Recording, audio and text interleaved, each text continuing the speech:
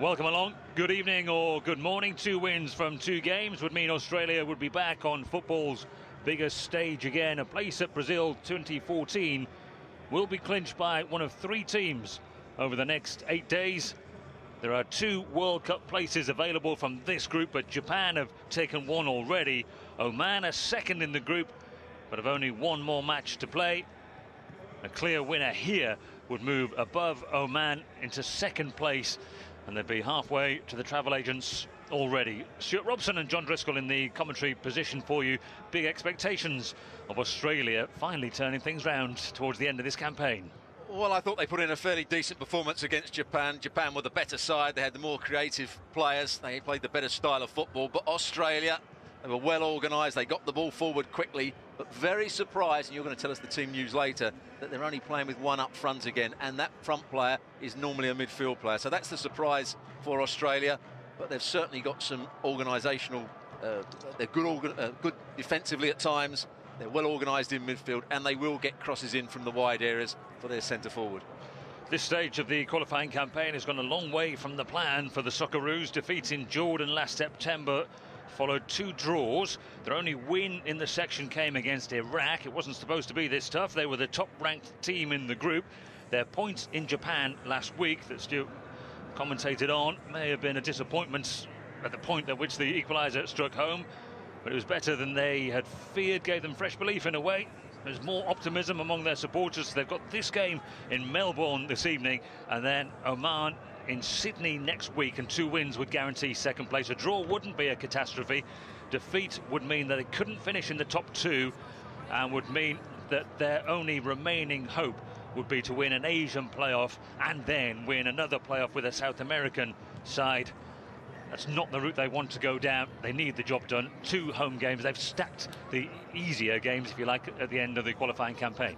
Yeah, of course, they lost to Jordan on the away game by 2 goals to 1. Jordan played well on that occasion, and Jordan also beat Japan, but they haven't travelled particularly well. So you'd expect Australia to be the stronger side here and to win their 2 home games and qualify automatically for the World Cup in Brazil. Well, I'm sure those Jordanian fans haven't travelled all the way over. It's a mammoth journey halfway around the world, 13,500 kilometres, 8,500 miles. And I was looking on the flights, 41 hours it can take you to fly back.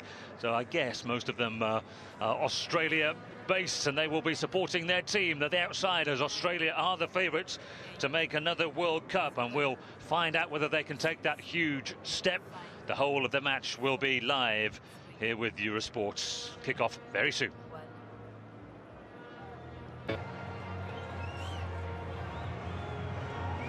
Welcome back once again to the Docklands Stadium in Melbourne.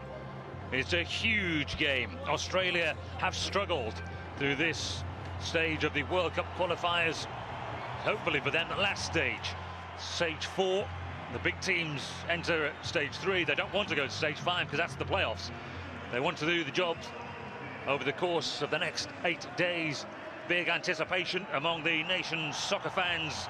Of course, they're fighting with plenty of other sporting pursuits in Australia, and the footy fans are desperate to see the team at the World Cup again, because that would help them in the battle against the Aussie rules, the rugby union, the rugby league. Jordan have never been to the World Cup. They've never been this far in qualifying before. They are outsiders, but they've got a couple of historic wins in this qualifying campaign. They beat Australia, as we were saying, back in September, but they've beaten Japan as well, 2 of the giants of Asian football. Australia counts as part of Asia for FIFA purposes. The Jordanian players will have their anthem first. They're in the white, the national anthem of Jordan.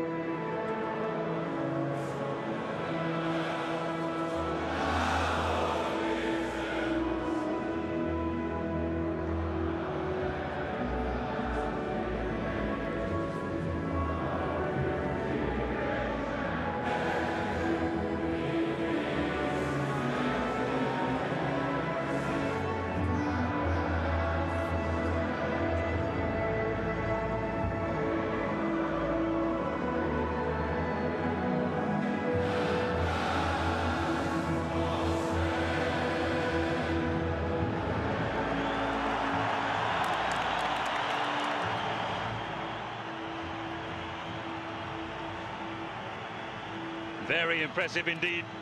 And the Docklands Stadium in Melbourne. And what a huge game this is. If they mess this up, they will have messed up a massive chance to go back on the big stage. Lucas Neal is the captain. They're a vastly experienced team. Australia, you might recognise quite a few of them going down, no matter where you watch your football. What they don't have is vast amount of young blood coming through. There's not a vast amount of goal-scoring ability in that team. You can see Tim Cahill at the front, and the Jordanian players, in terms of caps, one have some experience, but never really playing on this kind of stage. Cahill plays in the MLS these days. He will be the main striker. It's the same 11 that played against Japan, so Cahill is the main striker. Robbie Cruz, Brett Holman and Tommy Orr will be in support of him. Yedinat was fit again, but Mark Milligan gets the nod to continue, and two of their most experienced players, Mark Schwarzer and Lucas Neal, are both looking for new clubs. Mark Schwarzer still with Fulham in the Premier League, but the signing of Stekelenburg means that he's effectively being moved out. There are some Aussie fans who say this qualification campaign will be over were it not for Schwarzer. The Jordan team contains 3 Centurions in Amr Shafi, the goalkeeper, Amir Deeb, the captain, and Bassem Fati. And also, if you add in Abu Hashhash, he's got 91 caps as well. It's experience, but it's a question of what the experience is of, Stuart. They haven't played on this stage before. They haven't been this far through qualifying. It's going to be a daunting prospect for them. Yeah, but they're going to try and battle in midfield. They're going to make sure they're not outnumbered in that midfield area. Certainly Mustafa and Hashash, the two holding midfield players, they'll do a good job for the team. And it's up to this man's team, Osiek, manager of Australia, to break down Jordan. They play with a 4 across the back, 2 holding midfield players, and then 3 behind a main striker, Ahmed Hayel. Adnan Hamad was detained by the immigration authorities when he arrived from New Zealand going into Australia. They apologised later. He had a visa, everything should have been in place, but he was held for a number of hours before he was allowed to come in. He used to be an international footballer for Iraq. The referee, Abdul Malik Abdul Bashir from Singapore. Not the kind of game in which you want to make a mistake. Same goes for everybody, of course. The gold shirts of Cahill and co are ready for the big game. They outrank Jordan in terms of the FIFA rankings, but they're level with them in terms of points. Goal difference could be crucial come the end of the campaign, but there are 2 games to be won and a place at Brazil to be claimed. So the Docklands Stadium, more famous as an Aussie rules stadium.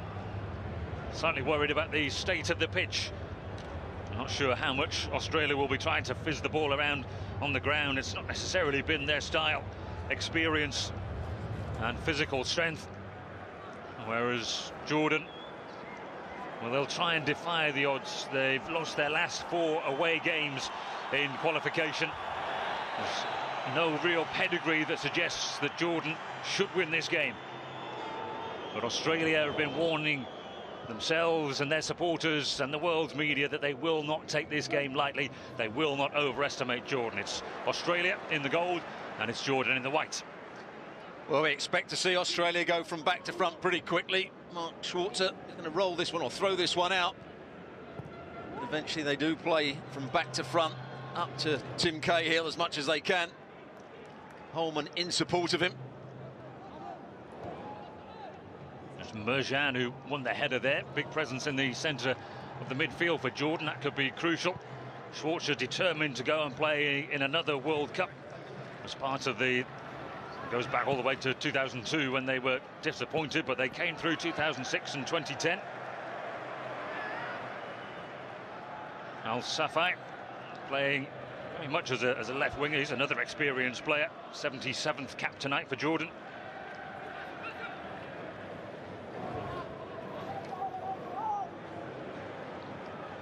Bresciano with the ball forward is a little bit rushed, and Cahill was nowhere near collecting it. This is the goalkeeper, Amr Shafi.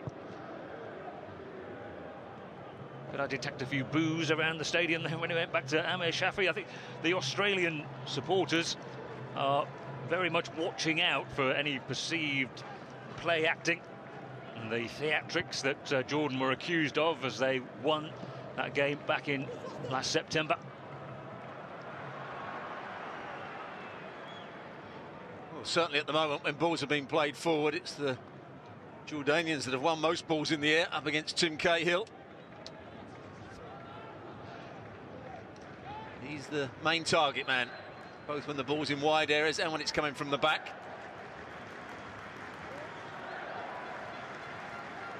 No, and we started already. Need to move his water supply. A draw's not that much use to Jordan. I don't want to overburden you with the technicalities. A big smile from the Singapore referee and a huge boo then from the Australia fans. Jordan's goal difference is a lot worse than Australia, and so they could do with winning this game.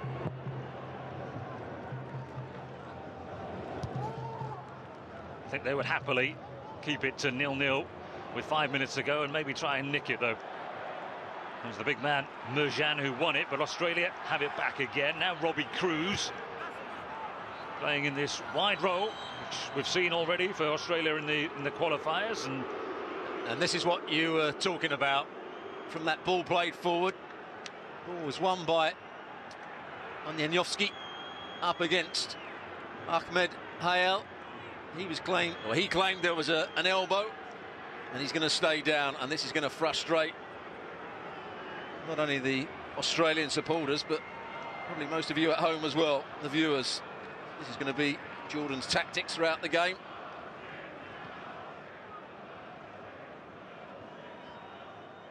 Here it is. He sticks his arm across him, but I think he's able to protect himself. And there's the challenge up the other end, which the big centre-half didn't like, from Cahill.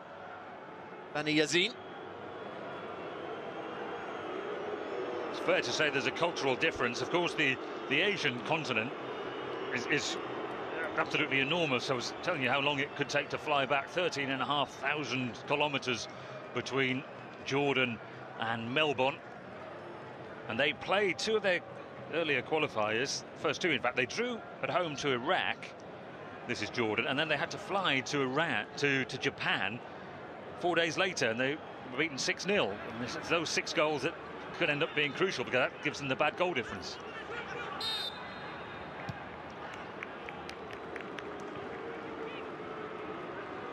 Quite sure why Wiltshire would want to kick the ball behind the goal. That'll take even more time for Amir Shafi to get it back on the 6-yard box and get it forward. But certainly no controlled football so far. Everything's been long ball, everything's been a fight ball. And Jordan have been fighting. Onyanovsky, the huge defender, turns it back to Schwarzer. Two of the veterans, as I say, they're a team of veterans, though 30 plus. 7 players are 30 plus in the Australia team. This is Luke Wilkshire. Now plays in Russia with Dynamo Moscow, former Middlesbrough, Bristol City player. Bresciano. Influential player in the midfield, Mark Bresciano, is another one who was born in Melbourne. He's now with Al Garrafa, having had a long career in Italy.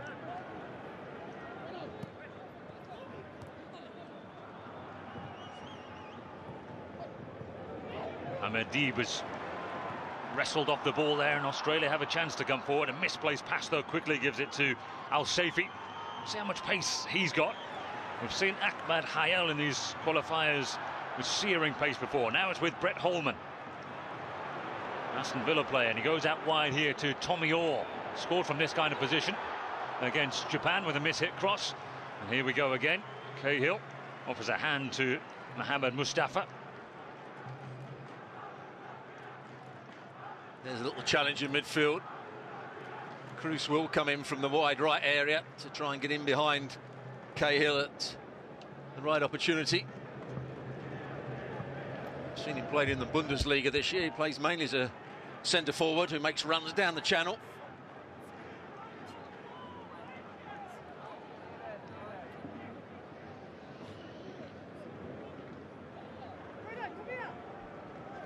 There are two groups of Asian qualifying at this stage. South Korea, Uzbekistan is in the other group. That's being played later, so you can see that one if you stay with us later.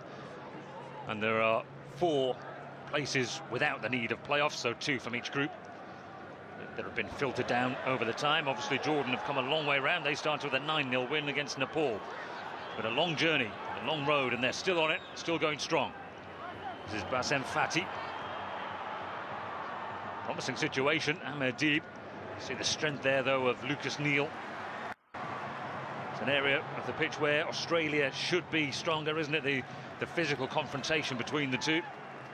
Well, I just thought that Ahmed Deeb had a chance. Had he let the ball run across his body onto his left side, he could have got his shot away. Instead he turned back. That was a worrying moment for Australia. This is Matt Mackay. Gave the penalty away in the last minute of the 90 against Japan. I thought needlessly, watching at home on TV. It's cleared by Bani Yassin.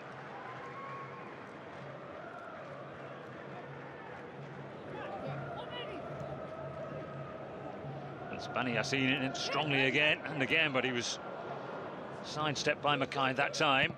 Clearance should come from Baniatia. That's good strong play by Milligan. And he got himself involved in the game there. Couldn't control the shot. No, but winning the ball back quickly, winning that knockdown. Good first touch, gets it out of his feet. But always leaning back, driving it over the bar. But he needs to win that midfield battle. The game is going to be a game of balls played forward, centre halves challenging the centre forward, and it drops down into midfield. It's important that Milligan wins those 50-50s. Al-Saifi goes to Ahmed Hayal, and Deeb tries to give it back again to Ahmed Hayal. He felt he was being blocked off unfairly there by Aniovski.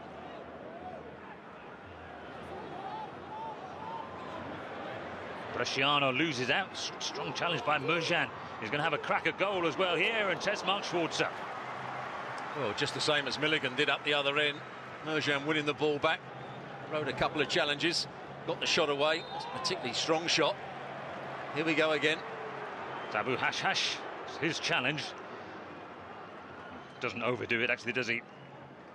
Got to get more out of this player, Holman, Australia. Thought he was disappointing against Japan last week. Played one fantastic pass. Apart from that, didn't really get himself involved in the game. I think it's fair to say Australia don't play too many balls into those sort of areas. This is a chance for Cruz. Well, it was a poor cross and almost got away with it. It was Abu Hashhash who slipped. But there are enough white shirts around. Excellent movement by Ahmed Deeb. There are 2 Deebs, but his brother Abdallah is on the bench. Now a chance for Ahmed Hayal. Got to be careful of him. He's got good ability on the ball and speed as well. Top scorer for Jordan in these qualifiers. And here comes Baniatia.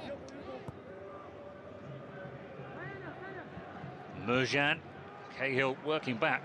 Cahill working back, of course. He's, in theory, the most advanced player for Australia. Holman will try and support him as much as he can, but he will play the deeper role. I think that's been the complaint of the Australian crowd at times, that they have been a bit negative with their tactics. Australia. Certainly no fluency in their play so far in this game. Aniovski went sliding in to win the ball back again for Australia. Now Bresciano quickly on the ball and will try and create something.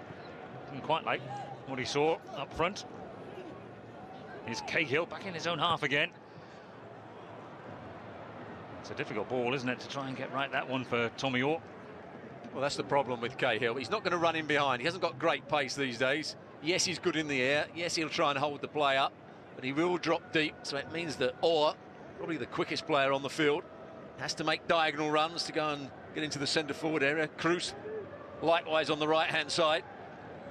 And, of course, Holman. There's a lack of penetration about Australia's play.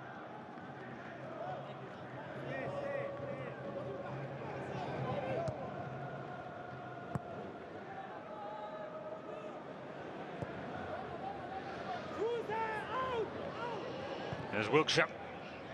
Hear the German accent of the coach on the bench there, can't you? They've worked it to Robbie Cruz. I think that was the plan. This cross, though, is charged down by Bassem Fati, who's playing at left back, big defender. Yeah, that's good play, though, from Cruz to start with, a little over. Will tuck into midfield, as we said. And Holman doesn't read the pass, misunderstanding there. But they win the ball back again.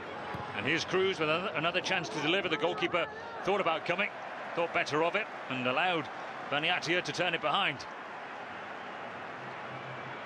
Didn't have enough players in the box there, Australia. They win the ball back quickly. Cahill up against 3 defenders. He let the ball run across his body and cleared his lines. The right back, Baniatia. So all will take it. It's an outswinging ball, as well attacked by Cahill. And the free kick goes Jordan's way. You saw Tim Cahill leaping there. You could include a page in the coaching textbook on Tim Cahill, can't you? Making the most of your size. Well, he's got excellent spring. He seems to know where the ball's going to go as well. Makes space for himself in the box. He's got great belief in his ability to win the ball in the air. There have been some small players over the years that have had excellent spring. David Speedy, former Scottish player, Coventry, Liverpool. One or two other clubs that he played for, was excellent in the air. Chelsea.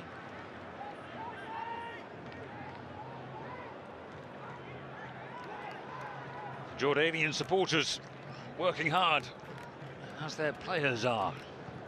These two teams in the same situation, effectively. Australia higher in the group because of goal difference, but 2 wins away from the World Cup. And here's Robbie Cruz. Holman's in the middle, didn't quite get to him. And it's cleared away by Bassem Fati. Well, their combination play's been good down this right-hand side. Cruz has got away a couple of times. That was a good cut back from him. And here comes Orr again. They switched off from the throw-in, and it's Cruz, and he pulls it back. Great chance, great save. Holman denied. Bresciano, and over. Wonderful opportunity for Australia. It's a good save by the goalkeeper, but they were outnumbered at the far post when this ball comes in. Fullbacks tucked right in up against Cahill, and has to be. Centre-half makes the wrong decision. Cruz plays it nicely back to Holman. I think he does everything right, Holman. All he can do is side-foot it, he keeps it down. The goalkeeper just saves it with his legs, and Bresciano following in. Tries to go for too much power. It's a fairly routine save in the end, but they were all over the place, Jordan, when that first ball came into the box.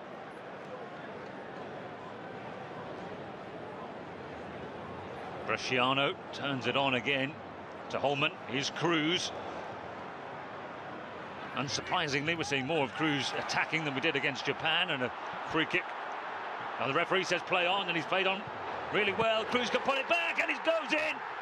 And this time there is no mistake from Bresciano. And Australia have a crucial early lead. Brilliant start. Credit as well to the match referee for playing on. Jordan didn't. They switched on. They switched off, and they were punished. Well, we said it was coming down this right-hand side. The number 9, Al Saifi's having a terrible time defensively for Jordan. They created the 2v1. Yes, there was a foul in amongst it all. Yes, the number 9 goes in field here. Now there's a 2v1. Cruz and the fullback. Good combination play. The number 9, Al Saifi, doesn't go with his runner. He then gives up on the play. And what Cruz does really well, he picks out the run. One of the centre-halves went for the bigger cutback. Bresciano saw the space and finished it really well. It's excellent play from Australia. Terrible play from Jordan.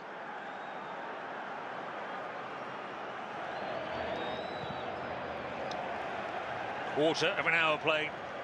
Mark Bresciano grabs his 13th international goal back in his home city of Melbourne.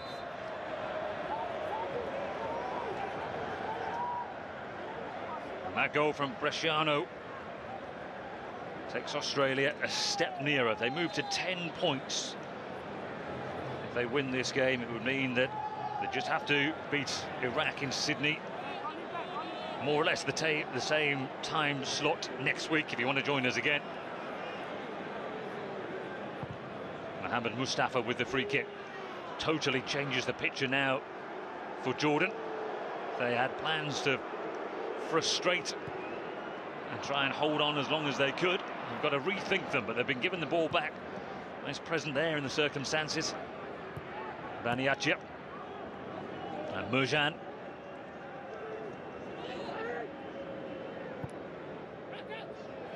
Slightly overhit pass, a little unlucky. Big cheers from the Aussie fans. Well, here is the goal again, and he picks out the right pass, and Bresciano makes the right run, because Cahill went for the cutback and took one of the centre halves out the danger area. And Yassine went away from the 6-yard box towards the penalty spot, and it allowed the space for Bresciano to make his run, and timed it well. But after the first 10 minutes where there was no play, where any passing movement, combination play, it was all fight, suddenly Australia have started to get their game going here. Boos for Ahmedib.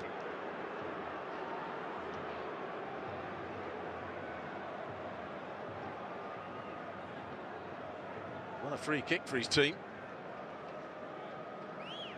Now this is going to be an in-swinger from Fatty, left back. Australia holding a high line here. I think this could be dangerous. It's Bani Yassine, who's the big central defender, who's standing offside. Then comes the movement. Too close to the goalkeeper. Easy for Schwartz. That would have been easy for a lesser goalkeeper. Well, they didn't make the right runs when the ball came into the box. It's a good pass away, and he gets Orr charging forward. Excellent defensive cover, though, this time for Jordan. Came from Mohamed Mustafa. Young defender, can also play in the midfield. This is Bresciano. Could be the hero of the occasion, Mark Bresciano. But want another goal or two, Australia, and enjoy themselves and really feel as if they belong on the big stage. Now then, looking round for the offside flag as they played Cruz in. But again, better play from Australia. They hold up the play, then there's some combination and clever movement in and around the box. Cruz was offside, but you don't see this too often from Australia. There's the one round the corner. It was played in by Cahill into Holman. Just played it round the corner. It looks at any sort of good movement, any 1-2 is going to cause Jordan problems here.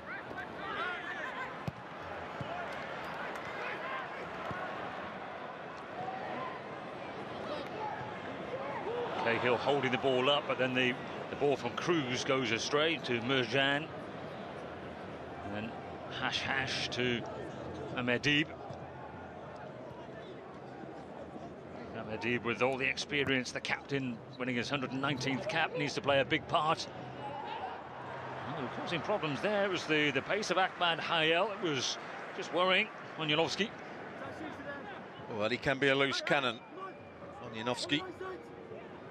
He had to get that right. Went with his wrong foot. Not got a lot of pace. Yes, he's a big, physical, strong player.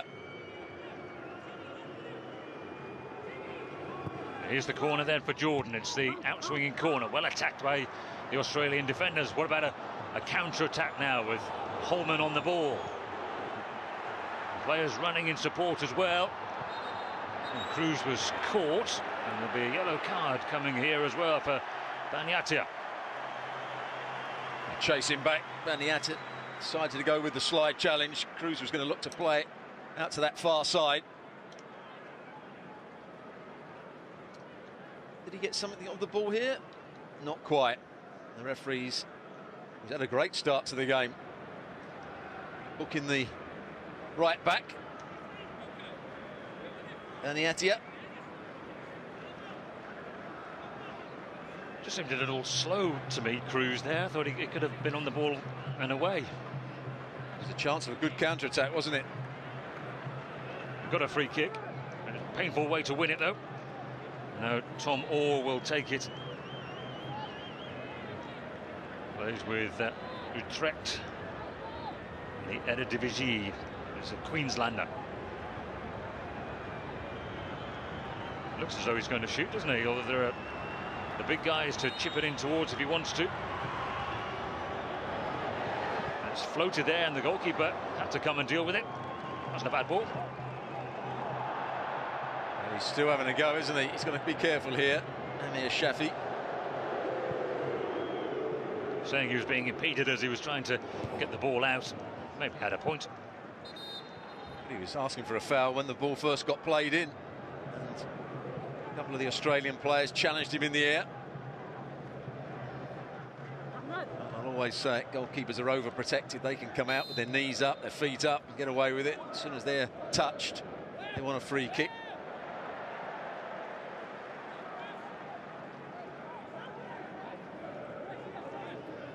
Smiling Australian faces at the moment. It's interesting the way they do this ground here. The seating comes in to make the supporters much closer to the pitch than it normally is.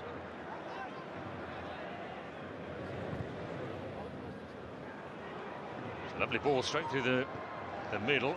He made the wrong choice there. Amir Deeb didn't need to. Don't know if it was going for goal. Amir Deeb. He's going to play as the second striker and try and get in support of Ahmed Hayel as much as he can. Certainly a clever footballer, probably the most creative player with his passing. Captain, the number 7.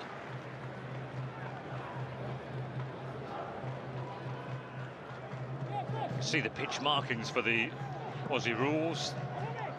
36 players in an Aussie rules match, I think. They've played all sorts here, though. A little bit of football over the years for Melbourne.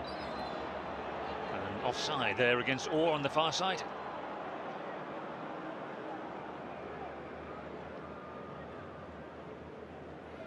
Yeah, I talked about it last week. He's got lots of pace, or not sure he quite knows how to use that pace at times. It's a tight decision. Assistant referee not giving him the benefit of the doubt. His decision making last week was really poor. He is a young player. I'm saying there weren't many of them. He's only 21. Cruz is 24. That's the youth policy, really, as far as this Australian 11 is concerned. Need to keep recruiting, sporting young people to play. Here's Bresciano. He's got Wiltshire available. He decided to try and clip it through the middle, though. Went for perhaps the more difficult ball. Deeb initially bought himself a little bit of room, but then delayed again, and Milligan got back to steal it.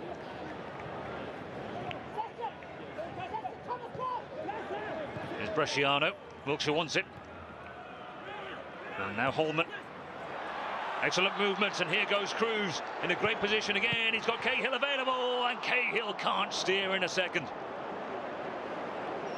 Well, Holman's pass was magnificent. Said he made one last week. The run of Cruz is causing problems, because what Cruz is doing, he's starting out wide, then making runs infield.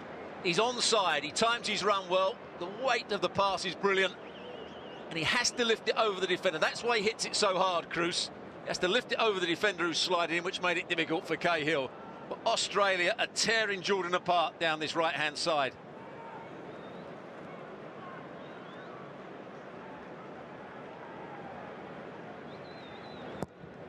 Well, the arrangement of the fixtures, the way the group has been set up, has certainly made it exciting, in that Australia have saved what you might consider to be their two easier games against Jordan and Iraq for the very end of the campaign at home.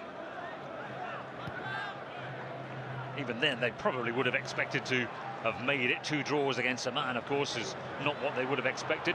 2 draws against Japan bailed them out a little bit. Holman's done well again. Here goes Orr. Had to be well timed by Baniatia, and it was, especially with him on a yellow card. Here's Holman, though. And Bresciano, he's in again, looking for a second here, Bresciano. And they still haven't got it away. Cahill is wrestling away. No whistle goes. Bresciano's still there. Holding on here, Jordan, with a real sense of a grievance. They're being battered out of the game by Australia. Well, this is going to become a bad-tempered affair. They were claiming that Cahill was fouling in the box here up against Mustafa, and he probably was. Referee played on. Who's pulling whose shirt here? Well, 6-1, half dozen the other, but probably Cahill was the one committing the foul.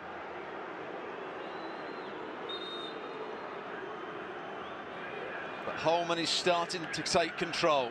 2 or 3 runs he's made now, 2 or 3 good passes. Cahill is very clever at using his body and winding up defenders.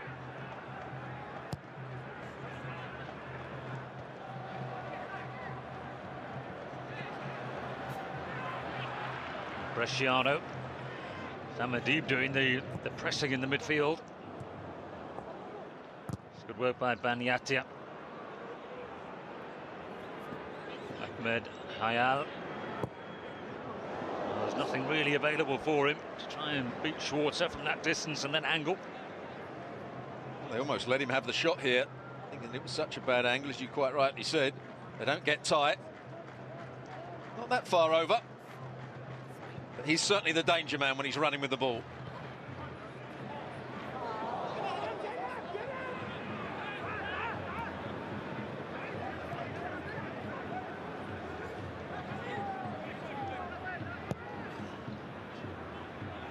That's an ambitious pass, isn't it? Half the length of the field. Here's Orr. He just carried that ball out of play. Suleiman thought he did.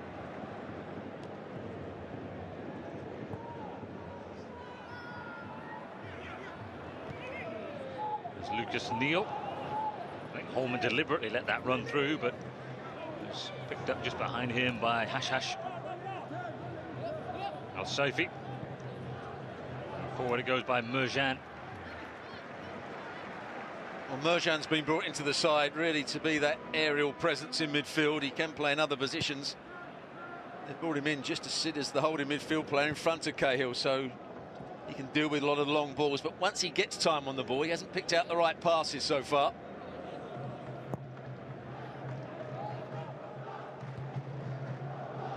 Good jump by Bani Yassin. Merjan goes short.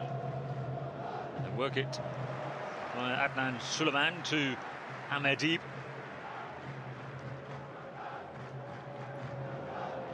And Merjan again. He's whipped in a decent looking ball there. Lucas Neal had to get something on it. And we'll go back in. It's Milligan who came back to clear. And then, well, it was there to be struck, wasn't it, from Bassem Fati? He's got a good left foot as well, Fati. Seen him take the free kicks, but rushed that one slightly. Poor technique in the end. There is the man that scored that opening goal, Bresciano. Had an earlier chance with his left foot from around about 16, 17 yards. The timing of his run, the angle of his run was the decisive thing in that goal. Cahill had taken a centre-half out the danger area, or certainly take him out the 6-yard box. Bresciano saw the space and got in there quickly. The long ball, always a tough challenge, that one for Ahmad Hayal, but Jordan do have it now. Uday Al-Saifi. And he's ridden the challenge here, Fati. Good position for Jordan, needs a great delivery. Wrong time to pick out a miss-hit, scuffed pass. Now Robbie Cruz.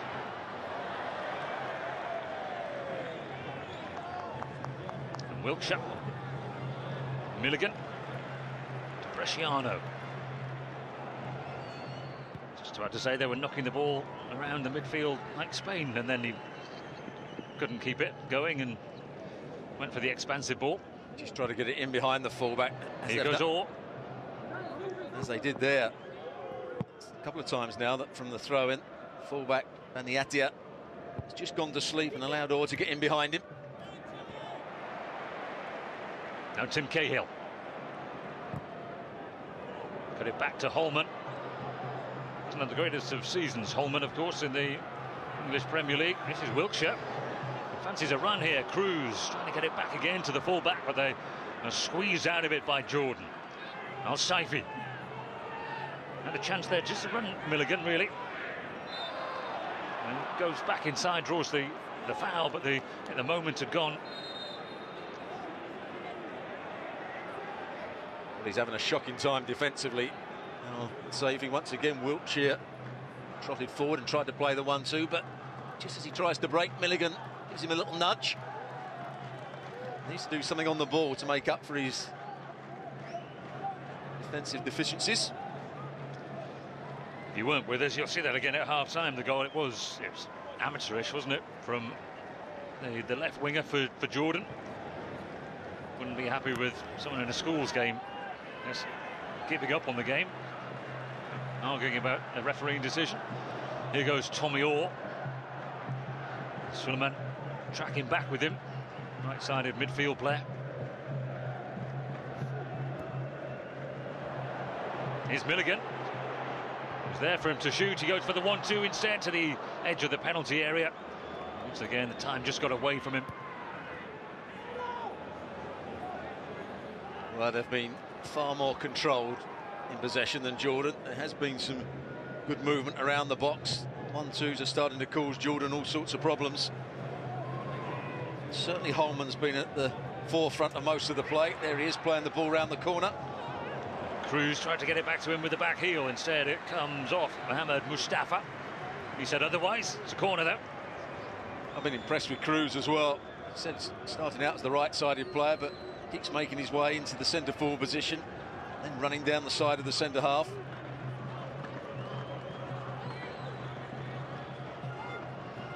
Luke Wiltshire will come and take the out-swinging corner with 12 minutes left to play in the first half. Once again, the pushing and shoving, we're used to that the world over now, of course. Yeah, what Cahill does well, he gives a little push and a shove, then says sorry to the referee, and he'll do it again now when the referee's not looking.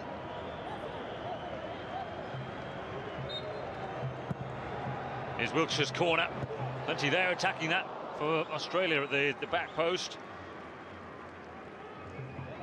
Janowski, the big defender, with the header wide. He gets up well with Cahill. Cahill just starts to back off, but it's the centre-half who out-jumps his opponent. It certainly looks to be a threatening area for Australia. Another Melbourne-born player, Sasha Janowski. Plays in Qatar these days. Doesn't look like Qatar will be qualifying for the World Cup.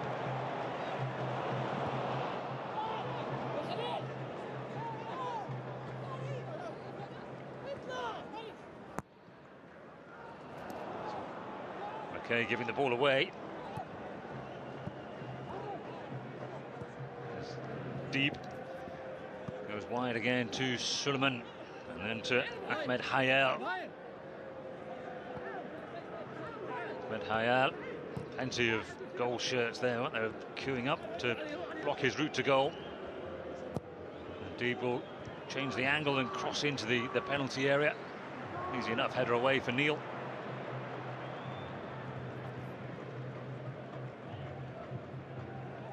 It's Fatty.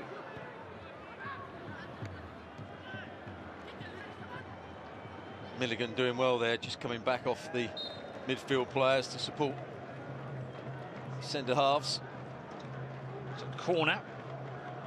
Shorts are quickest over the ground. 40 years of age, will be 41 come the time of the World Cup. Clear and obvious aim to be there again. Record caps for Australia. Here's Ahmed Deeb. Overhit that. Mohamed Mustafa will try and keep it in. Tries to cross it first time. Quite inventive from the big central defender. It's done enough to win a corner. Now they need a good delivery. They have got some big players. You'd expect Australia to have the better players in the air, but Jordan have got one or two threats. Bani Yassin in particular, and Merjan. Ahmed, the captain for Jordan, with the out-swinging corner. Header away by Wiltshire in the end. Al-Saifi, assistant referees on the ground. Ahmed crosses. It's missed by Bresciano. That could have been costly. They get it away to Holman. Relying on the pace of Orr, but Al-Saifi, this time, was paying attention defensively. Holman can go again, though. Orr. A little push and run, but as soon as Suleiman got his legs going, He was able to deal with the danger. Had 4 players inside of him. Had the goalkeeper, had the centre halves. Took the wrong option there. Lack of confidence in his own ability.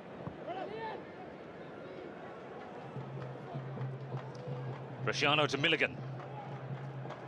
Cruz again well in field. Wilkshire. It's clipped over the top, and Cruz had just gone a little too early. He's got a real problem, Fatty, the number 16. He's not sure whether to go in with Cruz. On that occasion, he went in with him, and then he got sucked towards the ball, and then Cruz gets in behind him. I don't think he's offside when the ball, if you look across the line, I think he was onside. Another good bit of play from Cruz with his movement. But Fatty, who has played a lot of games at centre-half and at left-back in this match, being exposed by the movement of Cruz.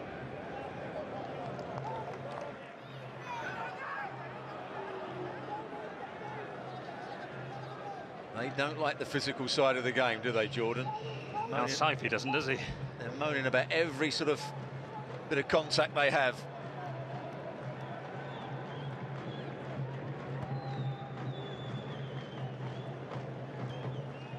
Mackay and Milligan.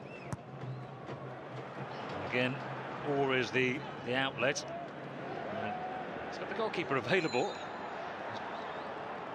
He's very reluctant to go back to the goalkeeper. That's Baniatia this time. Yeah, of all the players for Australia, the one player that hasn't really done too much has been Orr.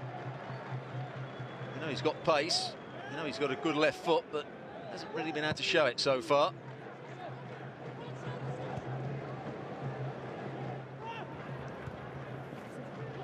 Janowski, safety first.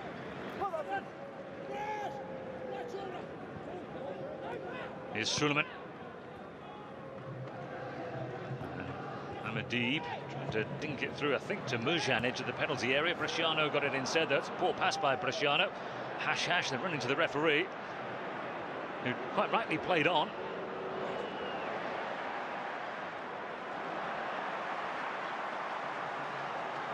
Now Holman through to Cruz. Australia can pour forward here, looking for a second goal.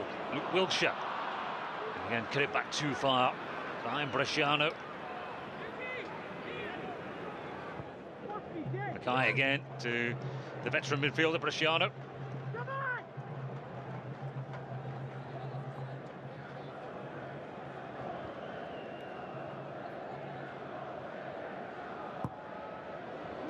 Oh, crossing to nobody.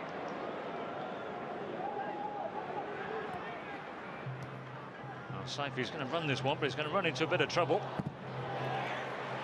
It's the third line of defence, Lucas Neal, that stopped him. Well, Saifi's still down. Bresciano will carry on. He'll get no sympathy from Australia. Here's Wilkshire. And Hash. And Fatty goes forward again to Ahmad Hayal. Mujan for Suleiman. He's away from a challenge. In fact, he probably had more time than he realised there. Well, really poor defending from Mackay. Far too easily beaten there in the 1v1. Cruz is on the charge again. He's got Holman inside of him if he can just get there in front of the defender, but he couldn't.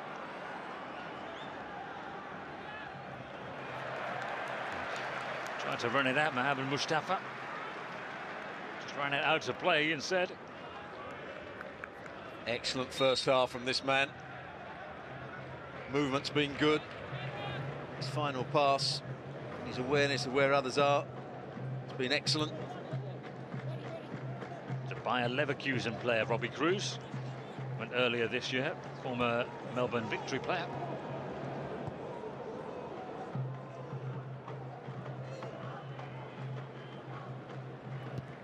Lucas Neal, he was last with Sydney, but he needs a club really, because he wants to be playing regular football with the World Cup in mind.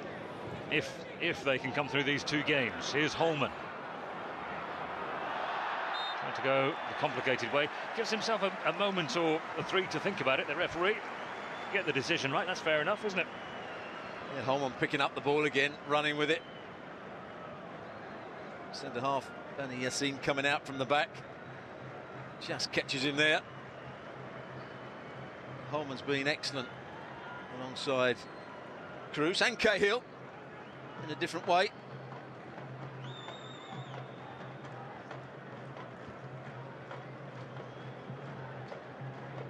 You'd imagine it'd be Bresciano, who has got an excellent right foot, takes most of the set plays.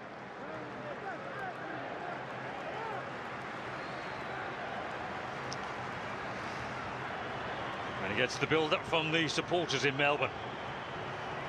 Wilkshire there, but it's on Wilkshire's wrong side, isn't it, from where he's standing.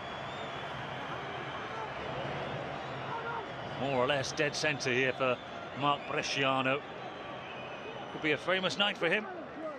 He's got one goal.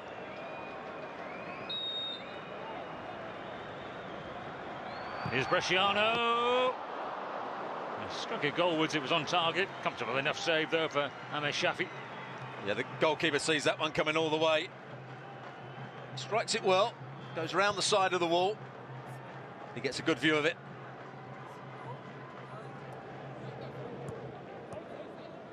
Merjan.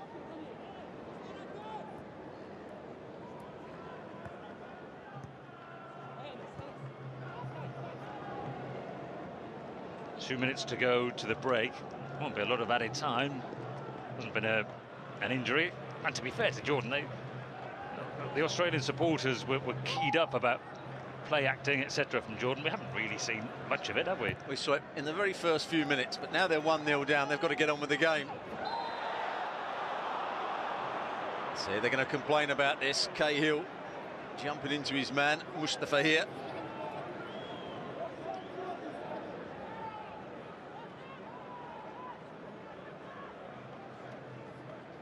I'm not sure he sticks his arm out and does too much wrong there, Cahill. Neither of them touched the ball, so that the on-rushing Holman would have been onside. Milligan to Bresciano. And all keep this one in play. Well, he got to it in time, but then his own touch wasn't great. You mentioned it right at the start of the game. The pitch here isn't in the greatest condition. Slightly bobbly. So Australia have been quite impressive in the last 20 minutes since they scored the goal.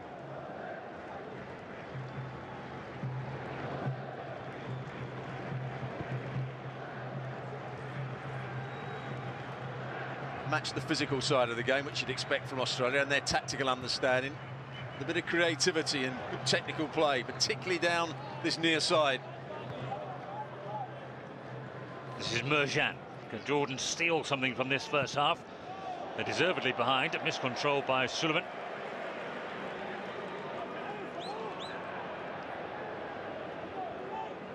Big question for the second half. Do Jordan have enough within their team and within their squad to turn this game around, to get back into it?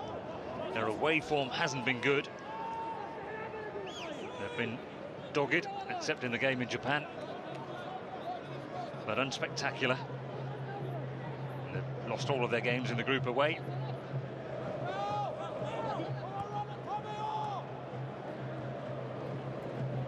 There's Merjan.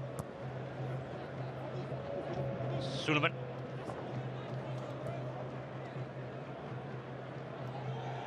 Only adding on 1 minute, and we're nearly through that.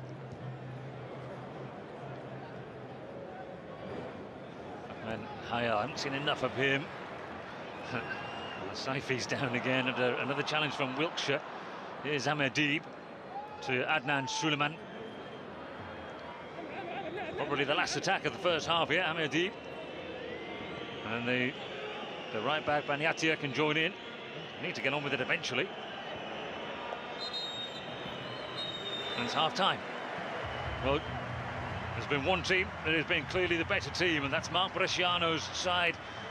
And the experienced midfield player has got the only goal of the first half. Mark Schwarzer, barely tested by the visitors from the west of Asia, Jordan. 2 games, 2 wins would take Australia to the World Cup finals in Brazil.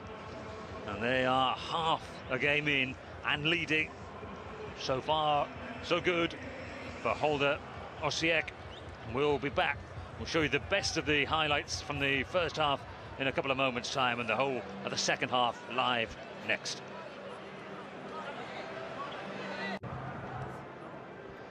Welcome back to the Docklands Stadium in Melbourne. It does have another name as well, but for sponsorship reasons, I referred to that in FIFA World.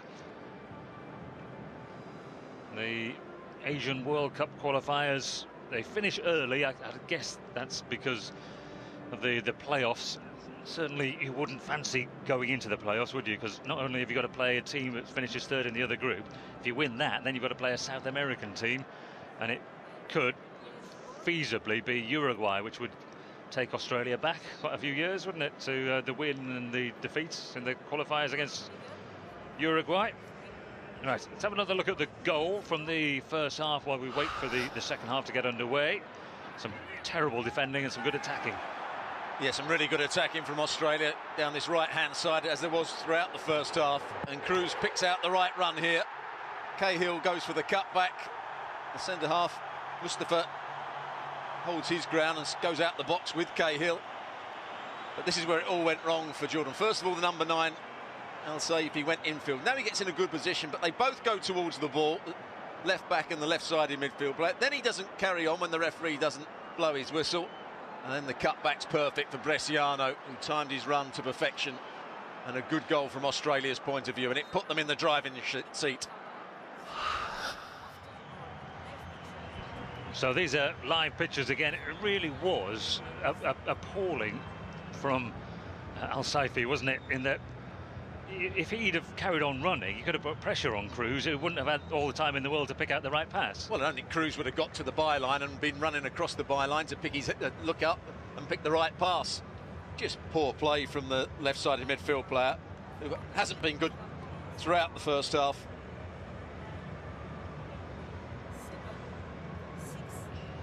Well, we are live, we're ready to go.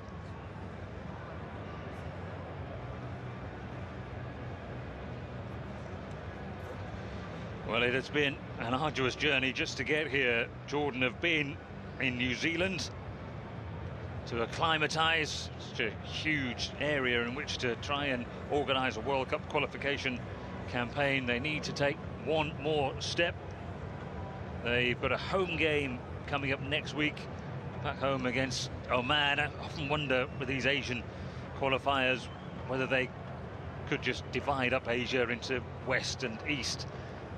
Help the environment and the lack of aeroplane travel, if nothing else. Cut down on your air miles. But I guess the politics suggests otherwise, doesn't it? I don't suppose Japan, Korea and Australia would fancy competing for 2 places, but then there are 5 places that potentially come from Asia, 4.5. It's South America who've sort of had a half taken away from them because of Brazil being the hosts. There are enough places up, you can't complain really. You're not in the top 32. Australia in the gold shirts and Jordan in white. Jordan need to turn this around. A draw is of more use to Australia than it really is to Jordan.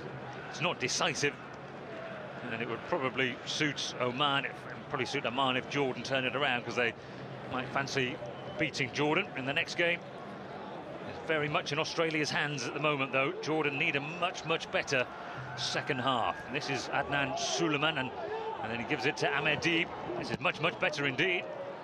And Lucas Neal sliced his clearance, span back into play. And here's Suleiman. They're working hard, also. Look where Cahill is. He's the most advanced player in the formation. Tim Cahill back helping out the left back. Well, for once they did get it down the right-hand side. Jordan. Amir Deeb just supporting Suleiman. But he's certainly got to change his formation or change the tactics somehow. Adnan Hamed didn't play at all well in that first half. They were out-battled, they were out-thought, they were out-passed. Didn't cause too many problems at all to Australia. Here's Holman and then Cruz. Decent defending by Mohamed Mustafa. Yeah, Holman there could have carried on his run. Cruz had made that diagonal run as he did so often in the first half. Centre-half saw it, so it meant that Holman could turn and run with the ball. Here's Tim Cahill, has to cut it back, which is done. In fact, just cut it back too far, if anything, beyond Bresciano. So an opportunity then for Jordan to counter-attack. Amadib. Back to him by Merjan. And Amadib. Now Saifi won't get there. Popping up on the right side. Wasn't an awful lot of inventiveness about their play in the first period, Jordan. The Iraqi coach Adnan Hamad has been coach of his own national team on 3 different occasions.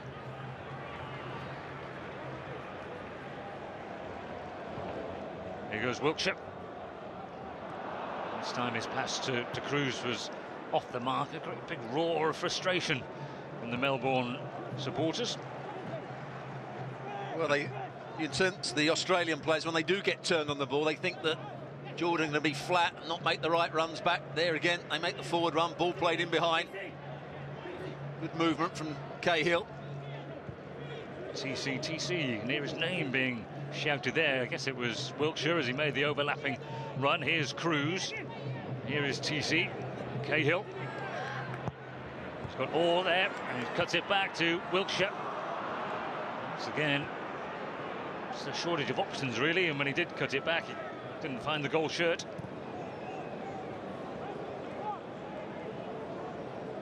Seen too much of Mackay getting forward, the left back, the 17, although he's made a forward run here. He's going to join in the play. It's a 2v1 against the fullback. And here's Orr. It's across, a little bit close to the goalkeeper. Decided to punch, though. It's the value of putting pressure on there from Cahill. Now it is Said Merjan. Amadib with the layoff. Suleiman and Merjan going for the same ball. Milligan gets it. That's needlessly panicky, really, by Milligan. Had more time than that.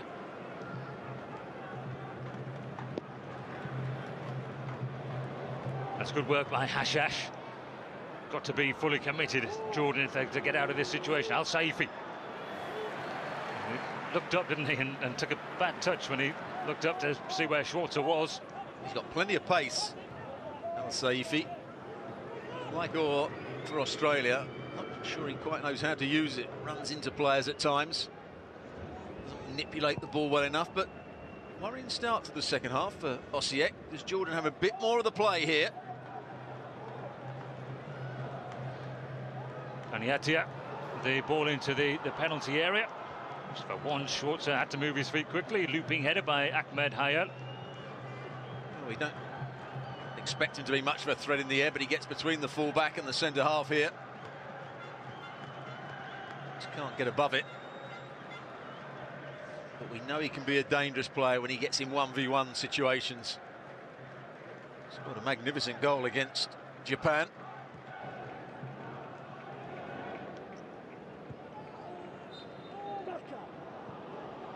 And a free kick as well, given against Tim Cahill, much to his own astonishment. Started his international career with Samoa. Tim Cahill is the under-20s level before the rule change 9 years ago allowed him to play for Australia, Australian-born. Here's Suleiman. And deep. Back now to Merjan. Good work by Bresciano. Quickly closing down. Holman again to Bresciano. Couldn't take the ball with him, though. Vaniatia. Across comes Milligan to close the door on that attack. Holman again to Milligan, the more defensive of the midfielders, Mark Milligan.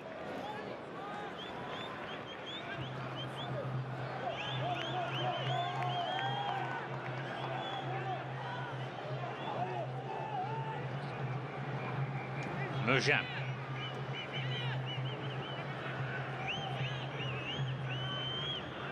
certainly hope this isn't a change of tactics from Australia to sit deeper. A long time to go yet in the game. Well, I think they've been forced back a little bit more by the way Jordan are getting more players into the attacking areas. They're playing with a bit more dynamism in midfield, trying to counter-attack quickly.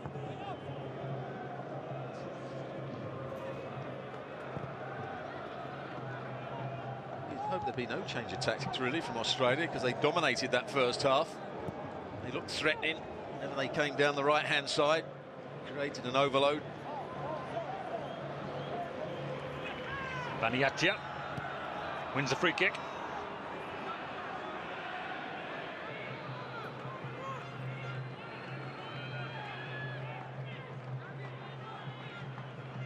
Moore that commits the foul, not Bresciano. Hashash goes short to Deeb. Deeb to Suleiman. Baniatia is there as an option. They're making Australia work a little bit harder in this second half. Bresciano stretch out a leg. Harder as you get older, that of course, isn't it, to make that kind of lunge. And here comes the support from Fatih. And an easy one for Mark Schwarzer. Still a top quality goalkeeper, isn't he, Mark Schwarzer? 106 caps. 11 years at Middlesbrough, and then the move to Fulham 5 years ago. Well, there was talk a couple of years ago that he might go to Arsenal. Certainly Arsenal wanted him. I think he wanted to go there. As Cahill is chopped down on the very edge of the D, despite the protestation from Bani Yassin. Bresciano might just fancy this one. Was there any contact here? Does well. Cahill just nicks it past that challenge. He's already thrown himself to the ground when the challenge does come in. In fact, there isn't any contact, is there? Bani Yassin. Interesting one for the moralists among the Australian supporters, booing Jordan over every perceived dive or bit of cheating. Oh, it doesn't matter when your team does it. All fans only see the game one way, or most fans only see the game one way. Now, here's a great opportunity for Australia, who haven't played so well in this second half. Wiltshire over the ball, the right back. Bresciano looking to hit it with his lace if it's touched to the side. I imagine it'd be Wiltshire. Wiltshire looks keyed up, doesn't he? Watching out for handballs, I think the referee is saying there. This is Luke Wiltshire. The ball, such as it was, or a pile of rubble by the end, but it managed to strike into it.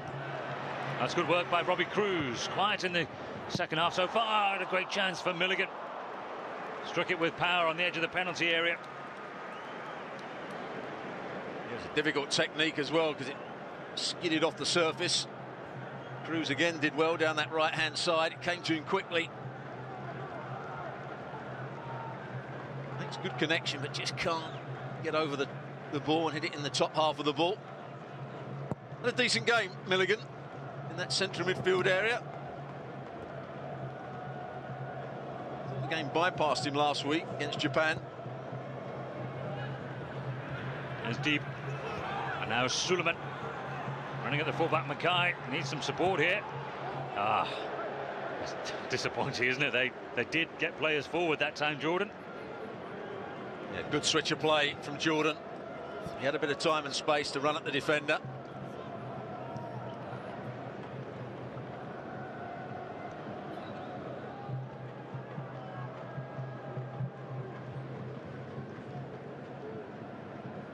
Well, now playing as a centre half, Lucas Neal.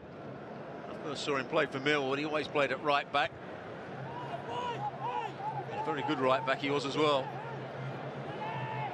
Played as well for West Ham and Blackburn and Everton before coming back home. He and Schwarzer played every minute of the qualifying campaign. The only two have done that. The two who need clubs. Wouldn't be a bad bet, either of them, I suppose, depending on what they want to be paid. Feels for handball there by Jordan. No joy, though, from the officials. Careless by Tim Cahill. There's Merjan. Well, to turn away there from the challenge. Cahill comes back. Merjan just carries on. He got a shot in. He's allowed to travel a long way there. Well, he's always been the spare player in that central midfield area because Holman hasn't done too much defending. He's the deepest of the Jordan players. Waltzes past Cahill. Bresciano and Milligan were a little bit far apart, allowed him to run in between them. But he's certainly been one of their better players, Merjan. He was brought into the side to deal with these sort of balls in the air. He's actually got on the ball and started to play a bit as well in the second half. Only 23, Merjan plays club football in Jordan. Most of the Jordan players do. A couple play in Saudi Arabia or the United Arab Emirates. Smartly done, and Adnan Suleiman.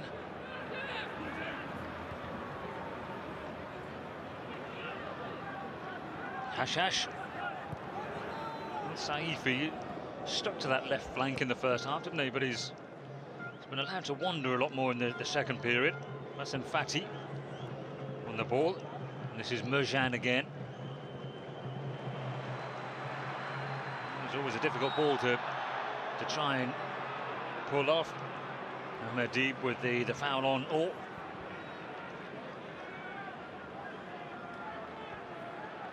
He's one of the happiest rests I've seen for quite some while. Or knew what was coming there. As soon as Ahmedib was chasing him back, all he had to do was run across him and look for the contact. They're the sort of things they weren't doing in the first half. There was a good run from the fullback, Wiltshire. All that Milligan has to do is get the ball in behind the fullback, and he's in. Instead, he hits the defender. Here's Merjan. Cruz back defending. We haven't seen him going forward really in the second half. Now Suleiman easily away from the challenge of Mackay. Is there a good ball on the end? It wasn't bad. Australia relied on Schwarzer and Neal to snub that one out. Good defending from Lucas Neal there. Mackay was beaten once very easily in the first half, but looks as though we are going to have a substitute. It's Archie Thompson. Big cheers for the Melbourne player. Very much a favourite here. It's a goal kick in the end, so the last touch must have come off Ahmad Hayal. Archie Thompson doesn't really alter the balance of the youth of the side. 34. Not really producing top quality international players at the moment. Australia, most famously remembered in club football at least for scoring 5 goals in the end of season finals to win the championship a few years ago for Melbourne in a 6-0 win, and internationally for scoring 13 goals in a single game against American Samoa. It's not bad, is it? Most players would take that in a career, let alone one game. I think you have to take the opposition into consideration. With all due respect to American Samoa. But they like him. Or who's going off. Yeah, Or hasn't really performed in this game.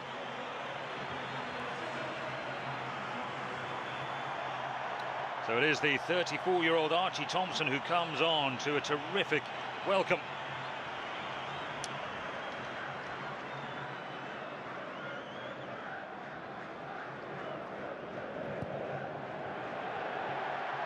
Listen to that. Returning hero is Bresciano. Now Holman and Cruz.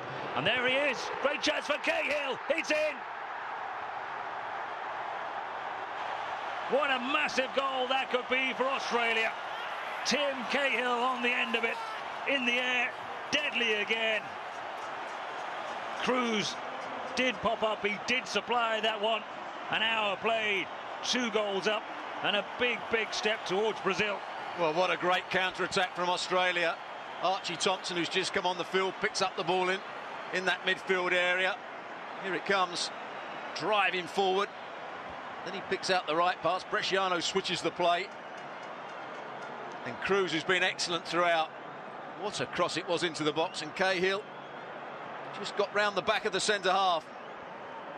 There again, shows that awareness of where to be. Gets round the back of the fullback.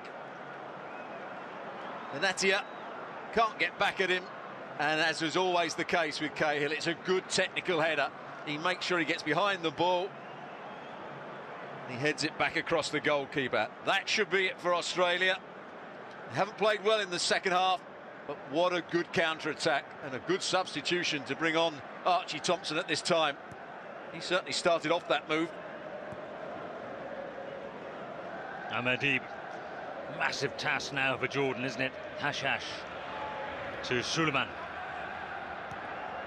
Into the feet of Deeb.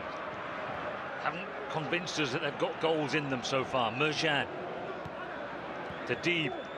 This is much better. Now Saifi goes over in the penalty area. Holds one of those very delicate ankles again. Hasn't got the highest pain threshold. Nodai Al Saifi, but he's got a corner. That was better play from Jordan. Yanovsky, it's a dangerous challenge for him. Al Saifi coming in from that left-hand side. Volleyed away by Thompson. Listen to the cheers. Bit of regulation, bit of defending, really.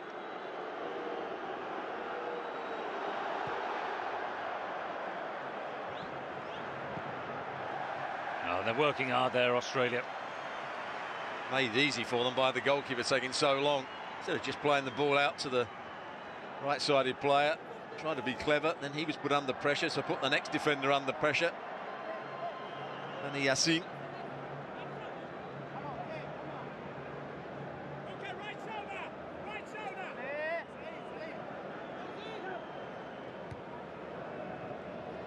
Never the best of games, did he? Or right in the centre of your picture there.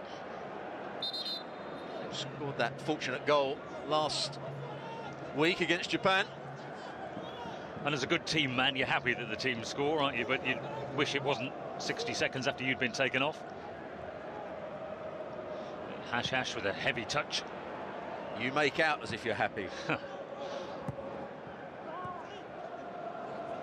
This is Merjan.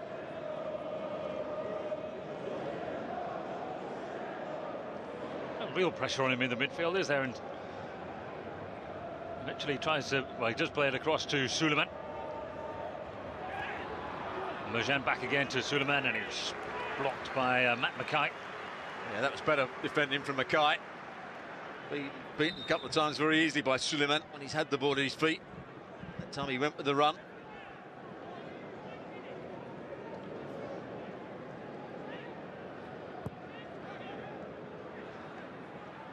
It's not the end of the road necessarily for Jordan. It would mean that they couldn't qualify automatically, but they could still compete for third place. And then a game against, first of all, another Asian team from the other group. First of all, here's Robbie Cruz, though. He's got Thompson available. Oh, what a golden opportunity, but great move from him again. He sucked the defender in. There he sucks him in, then runs in behind him.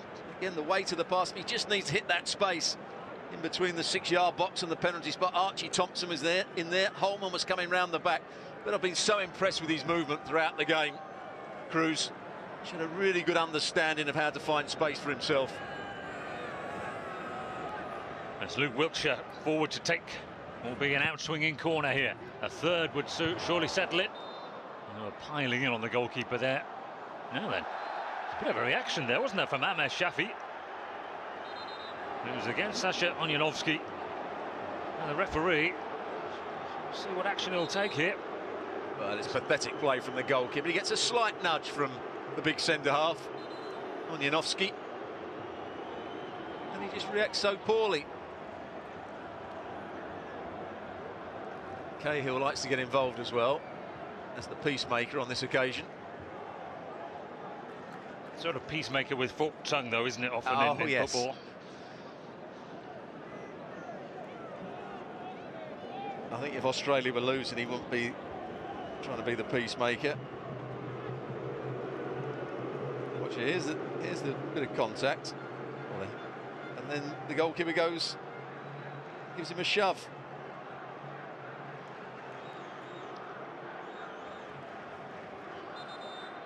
Well, you know what? I've seen players in Onyolowski's position there throw themselves on the ground in that circumstance. I'm glad he didn't. Here come the changes. Easily a case for a yellow card, I thought. Anyway, here's Yassine Bakit. And then Hamza Al-Dadour. Ahmadib is off. So he's disappointed as well, hasn't he? The experienced attacking midfield player. Ahmadib hasn't delivered.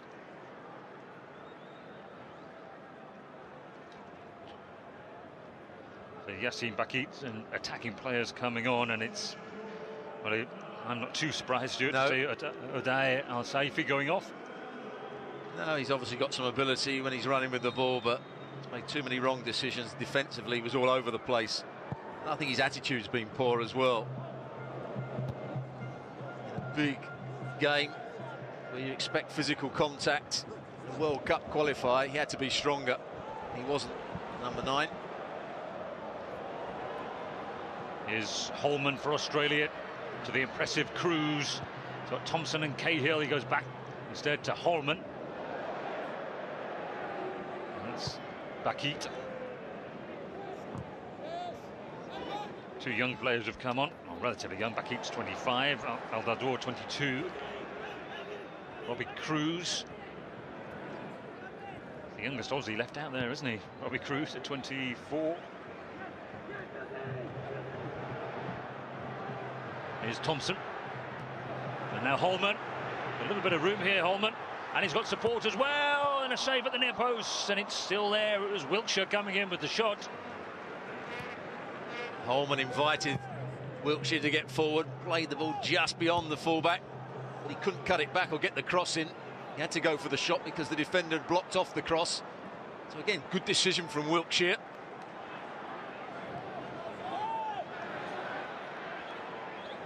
Cristiano wasn't expecting that, just back on his heels.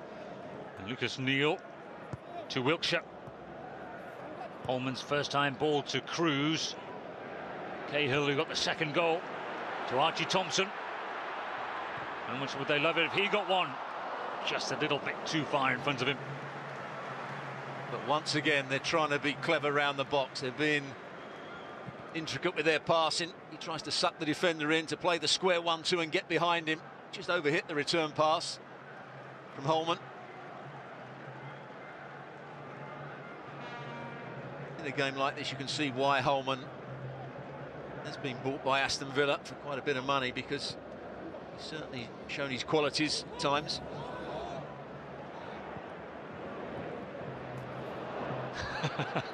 Playing it with the outside of his boot, obviously. You can always rely on a footballer to do that when you just highlight some of his qualities, which he has shown, hasn't he, for most part of this game. Thompson with a foul. The referee's brave now. We'll show him a yellow card. It's been a very light touch, referee. There's a case for a yellow card there, isn't it? Because he pulled his shirt when there was a counter-attack coming. Yep. But he's certainly given them a little bit of pace down this left-hand side since he's been on. He's had more direction than Orr did.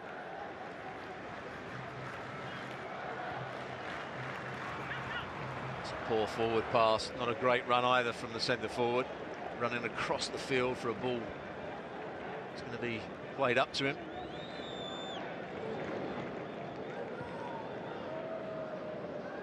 The German coach, Holger Osiek, took over after the last World Cup. He's been around a long time. He was part of the West German setup in 1990 as a coach. Thompson with a little back heel to Holman, who buys himself a little bit of room and uses the support he's got from Cruz. Wiltshire joining in. Mustafa clears. He's cleared it as far as some support as well. Al-Dadour. Now Bakit. I think it's fair to say Osiek was part of a great side in terms of being on the coaching staff for that 1990 West German side. Suleiman. Haven't quite got the same raw materials to work with. But it looks as though, well, they will go into the last game surely now. One win away from World Cup qualification.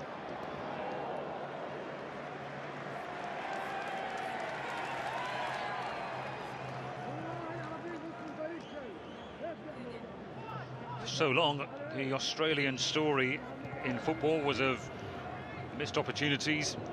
6 times they played playoff matches and lost them. North Korea, 66, then Israel, Scotland, Argentina, Iran, remember that, under Terry Venables in 98, ahead of the 98 World Cup, and then Uruguay, where they finally won one. Shorts are one of the heroes. Is Holman and Thompson. Once again, just a little bit too far in front of Archie Thompson. Excellent movement again from Australia. Look at the run from Bresciano. He played the ball in. He would have been onside, Archie Thompson. The player on the far side of the field was keeping him onside. They started to squeeze the ball. Oman couldn't quite pick out the right way to pass there. When we saw them against Japan last week, Japan were the side that had the clever footballers in it. They had the better game plan. They were better in and around the box, but Australia have shown that they've got some qualities as well. Not just all about physicality. Certainly a big crowd have turned up to watch them play here tonight.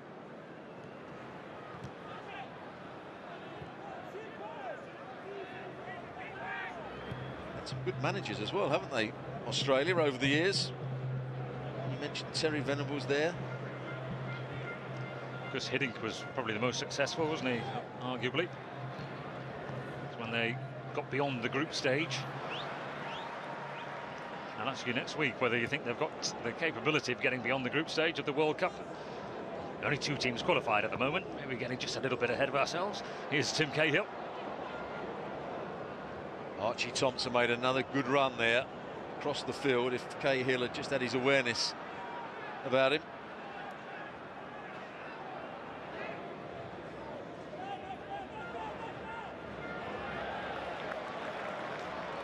Good work by Bresciano. Been solid in the midfield. He's got the goal and a little bit of quality from time to time as well.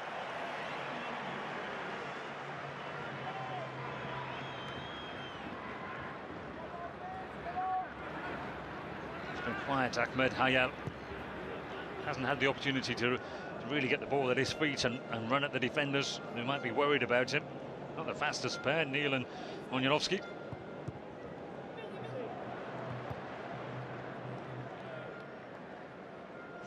Yeah, they like to defend quite deeply, those 2 players, Lucas Neal and Onyanovsky.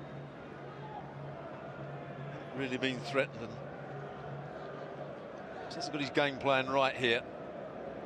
And then Ahmed.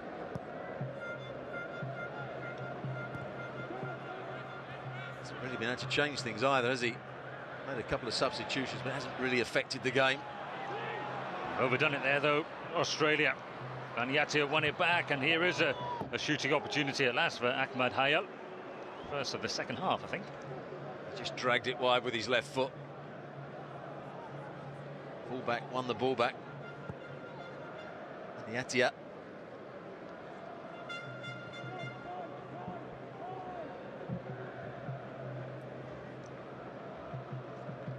I think Brazil's coming.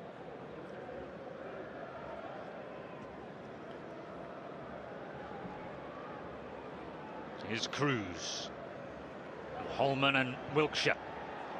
Once again, there are goal shirts to aim for in the penalty area. Merjan beaten to it by Milligan there.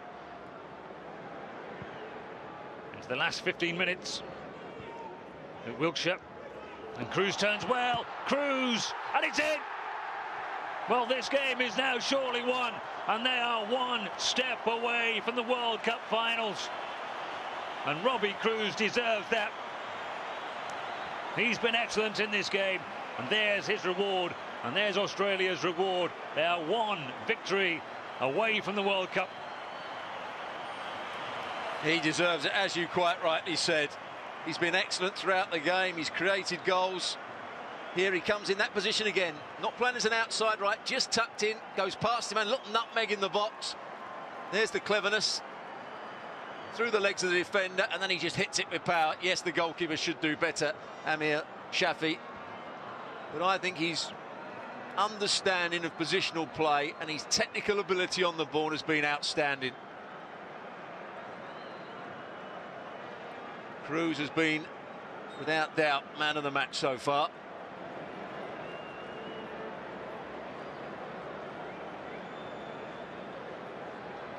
Well, there is effectively now no chance of Jordan catching Australia in this group. The goal difference too big really to be a factor in Jordan's favour anyway. So the one remaining automatic place now, bear in mind Japan have already qualified, sees Australia with 10 points with 7 games played at the end of this one, against Oman with 9 points. Australia at home to Iraq and Oman away to Jordan. So even if Oman win that one, it's still in Australia's hands. They are very, very close now.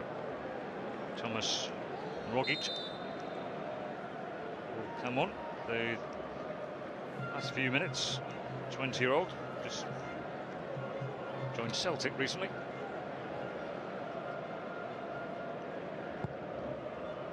Looks happy with himself as well, doesn't he, Osiek now? Knows he's got this game won.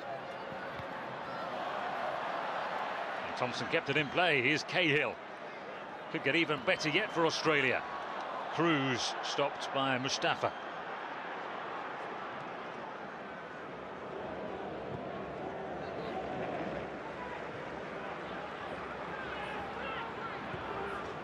Got to say the two centre-halves haven't really been threatened, have they, for Australia? It's been easy for them to pick off the runners, deal with the ball played in behind them. Augustin has hardly broken sweat. He's probably quite pleased about that because he hasn't got great athleticism these days.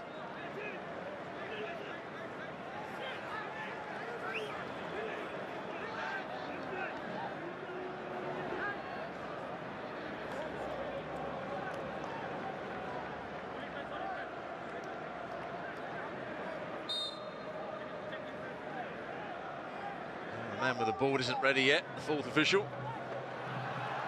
Archie Thompson's very alert though. He's got Holman here.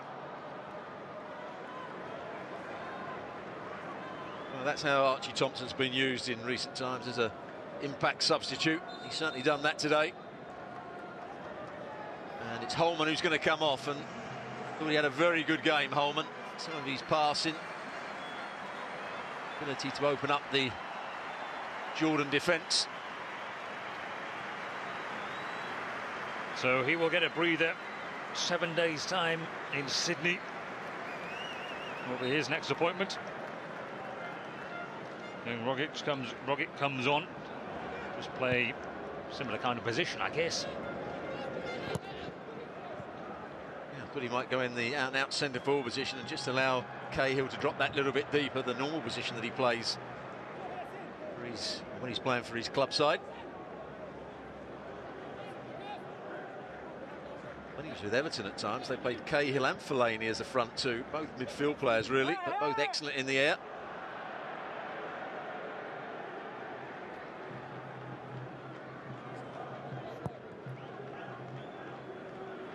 Mejan goes to Suleiman.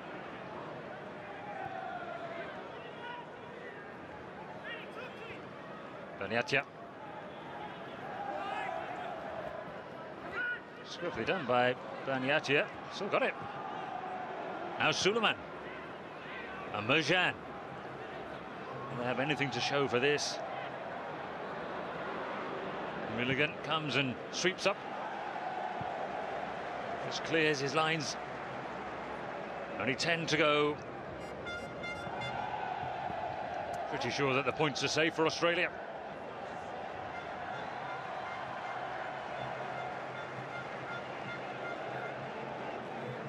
Mejan.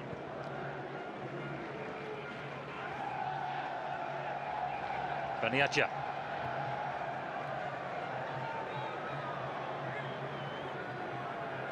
Mejan again. This resembles more the first 10 minutes of the second half, where Jordan had a good spell. And a little step over and a cross by the substitute Yassin Bakit, but he ran it out of play. Good pace from him though, just overran the ball.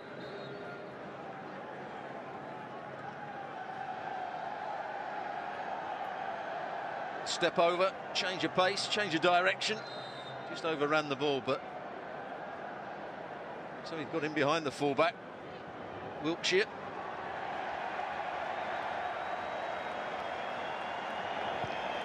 It's the party atmosphere in Melbourne now, with Australia closing in on victory. It's their first victory of 2013, would you believe? They lost a game against Romania, draws against Oman and Japan. As players spread around the world, I suppose one of the big advantages of moving into the Asian Federation, it's opened up a lot of Asian clubs to Australian players. A number of the Asian clubs have restrictions on how many non-Asian players are able to play. The Australians are now counted as Asians.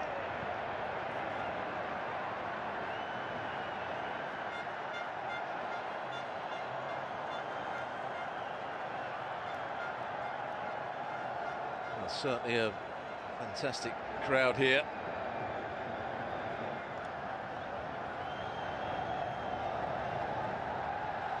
The A-League is getting better in Australia. They've had one or two financial problems over the years with the A-League. It's being better supported. Just need to produce some more players. They went through that great spell where the likes of Harry Kewell were coming through. As you've said, the age of this team is somewhat old. Be interesting as well to see how many make it another year. The way they're all playing, they all expect to, don't they? And the likes of Schwarzer and Neil, obviously the main career focus now, well, also for Bresciano and Cahill, etc.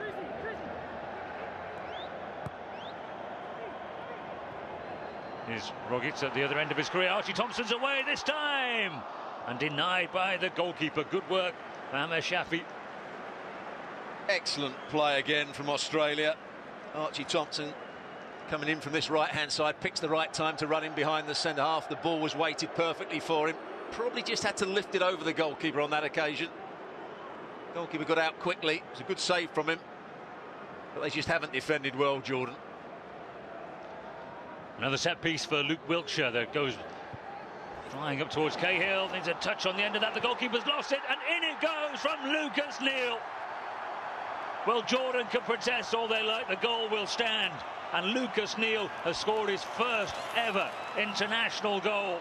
17 years after making his debut for Australia. He's played in every minute of this World Cup qualification campaign. His goal doesn't make much difference, but it will add to the party atmosphere. Well, Cahill wins the first ball, as he does so often. There's nothing wrong with anything they do here. Jordan are complaining because the goalkeeper was touched. This is a good goal from Australia's point of view. They win the first ball, they win the second ball, and they win the third ball. They've been out-battled, Jordan, throughout the game. Nothing wrong with that one, nothing wrong with that one, and certainly nothing wrong with that one. Australia have wanted it more than Jordan had, and that summed it up perfectly.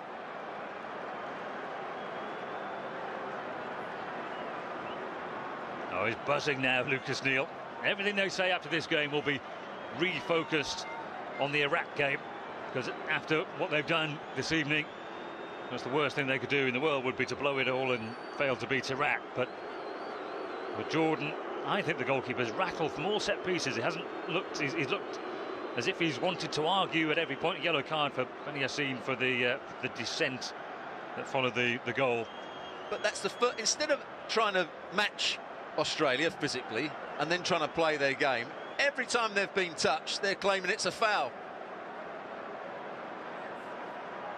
And we've seen the replay 3 or 4 times, and the Jordanian players had their hand up for a foul long before the ball went into the net. You have to stand up physically. And that's why he gets booked, the centre-half, Beni Yassin. He's got to keep himself under control here.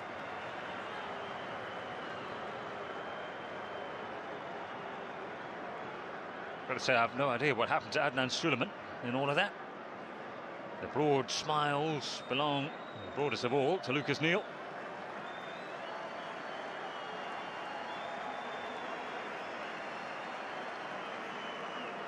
There it is, he jumps early. Defender turns his back on it. Lucas Neal gets above him. And he knows as soon as he makes contact, and there's Suleiman, he's claiming he's been hurt there, so he walked from that position another 15 yards up the field and then threw himself to the ground. And while that's all been taking place, this man here, outstanding, made 2 goals, scored 1 himself. Robbie Cruz was man of the match without doubt. Fantastic performance from the outside right, continually changed his position to go and play as a centre forward as well. Dario Vidicic, Vidicic if you want the Australian pronunciation, he's born in Croatia, the substitute. Adelaide United player. It's a terrible decision ultimately by the goalkeeper, wasn't it, to come and compete for that second ball. If it stood on his line, yeah, he might have been making a simple save. You can see why Jordan got such a terrible away record.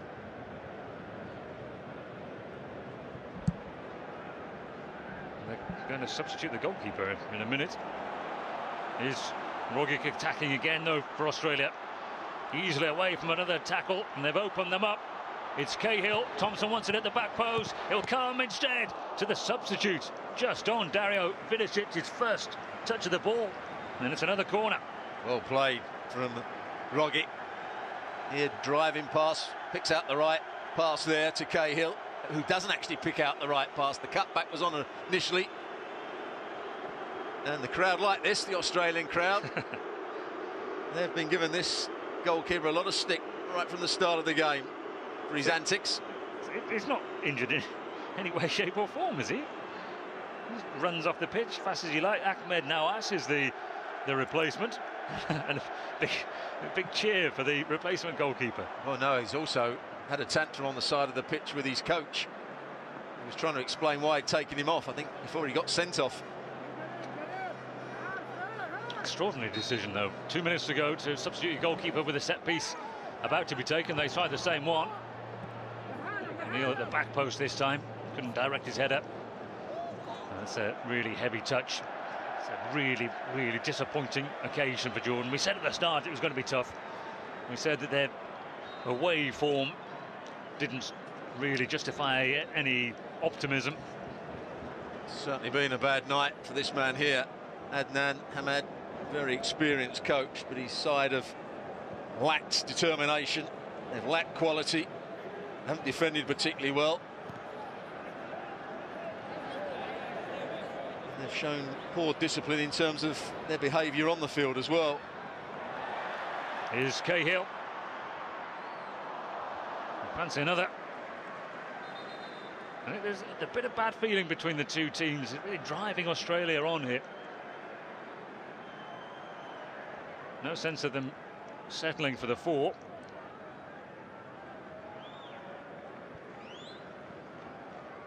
Foul by Cahill. So they'd probably at home get away with this sort of behaviour at times, throwing themselves to the ground at every opportunity, claiming that they've been struck or fouled. But away from home doesn't always work for you, and it certainly hasn't worked here. And Schwarzer putting himself in a bit of difficulty then against Ahmed Hayal. Determined to shoot, wasn't he, when he got the slightest opportunity. And Yatir loses out. 3 minutes to be added on at the end of this game. There are 2 away games against the 2 big teams in the group. 6-0 and 4-0 as it stands for Jordan. That's their problem, isn't it? Done okay at home.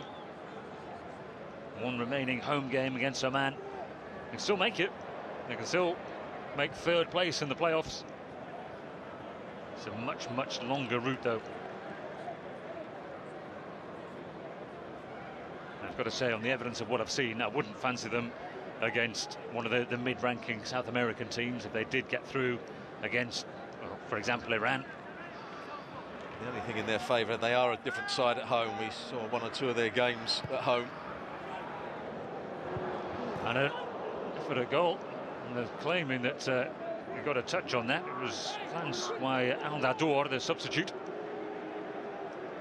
Good cross into the box. I think Schwarzer was struggling had that been inside the post. It skidded off the surface. Bakit to take it. Into stoppage time, Schwarzer comes. Too close to Mark Schwarzer. Certainly hasn't had his busiest night tonight on his 107th cap. Just looked a bit slow on the ball a couple of times, didn't he? Takes a long time now to manipulate it, particularly when it's on his left side. But when he's come for crosses, he's looked very safe, as he has throughout his career. One of the last goalkeepers who'll have, of course, been coached as a boy, not sort of being able to pick the ball up whenever it came to. They were the days. Here's Rogi. Oh, chopped down, sure, no. Mustafa. The Seagulls are swooping around, aren't they? I think sensing the end of the game and the chance to pick at the rubbish. That's good play as well from Schwarzer. Judged that through ball really well.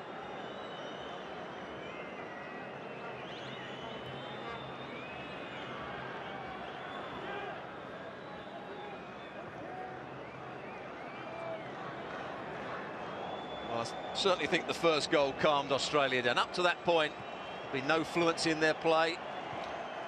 There'd been no pattern of play from either side.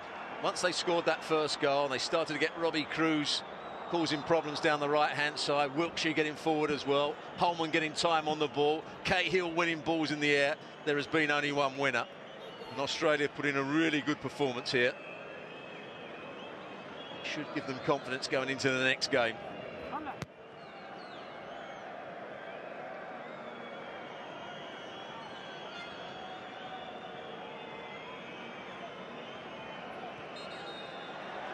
And that's enough. That's good enough for Australia. They had to win their last two games to guarantee a place at the World Cup, and they've done the first part superbly. Bresciano with the crucial early goal, 15 minutes in, that got them off and running. In the second half, the last half hour, they were able to turn on the style. Cahill and Cruz, and then Lucas Neal with his first international goal, as he won his 91st cap. So they have done the first part. They have taken a step towards Brazil. They're one game away now. Next week in Sydney against Iraq. If they play like this, then they will be in Brazil. Jordan can still make it, but it's a harder road for them now. So Australia have one game to go, one win required. We'll be there next week to see it. So, more football to come.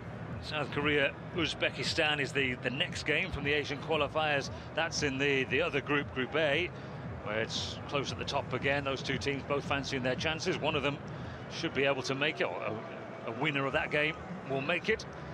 Australia are almost there as well. Japan, of course, have already qualified. Scenes of joy.